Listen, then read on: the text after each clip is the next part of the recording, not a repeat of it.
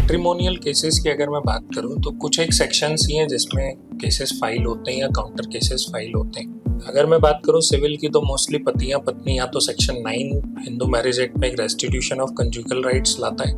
जो कि रहता है कि पत्नी मेरे साथ रह नहीं रही है, या पत्नी लेकर आती है कि पति मेरे साथ रह नहीं रहा है तो कोर्ट ऑर्डर करे। कई बार इसके काउंटर क्लेम में सेक्शन 13 हिंदू मैरिज एक्ट में डिवोर्स की पिटीशंस आ जाती है, या तो मेंटेनेंस के लिए सेक्शन 125 पत्नी फाइल कर देती है कि मुझे मेंटेनेंस चाहिए, बच्चों का मेंटेनेंस चाहिए। काउंटर क्लेम में पति फाइल कर देता है कि मुझे कस्टडी चाहिए, या तो गार्जियनशिप एंड वॉर्ड्स एक्ट के अंतर्गत वो चाइल्ड कस्टडी के लिए एप्लीकेशन फाइल करता है, या even section 26 Hindu marriage act के अंतर्गत भी किसी प्रोसीडिंग में चाइल्ड कस्टडी रिगार्डिंग डिसीजंस के लिए फाइल होता है। इसी बीच में पत्नी कई बार डोमेस्टिक वायलेंस का केस कर देती है, सास ससुर देवर देवरानी जेठ जेठानी को लेके डोमेस्टिक वायलेंस का एक केस फाइल हो जाता है, या 498A की कोई FIR हो जाती है। ये FIR होने के बाद फिर पति कई बार क्वेश्चन के लिए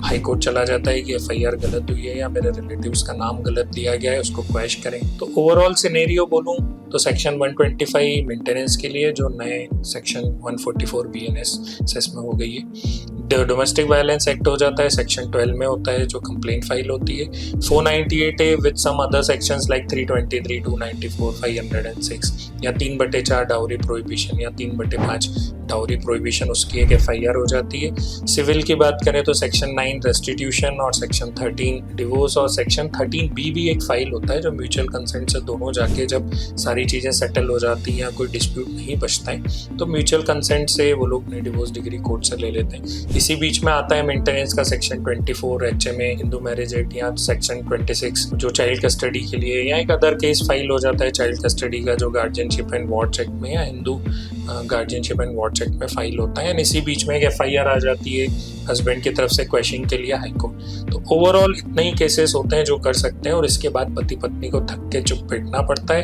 and the best way is आप लोग आपस में बैठें, सेटल करें, रह सकते हैं तो रहें, नहीं रह सकते हैं तो एमिकेबली सेटल करके, चाइल्ड कस्टडी सेटल करके, मेंटेनेंस अमाउंट सेटल करके, without court out of the court या कोर्ट में कोई केसेस है तो उसमें कॉम्प्रोमाइज फाइल करके अपने लाइफ अलग अलग अच्छे से जिए।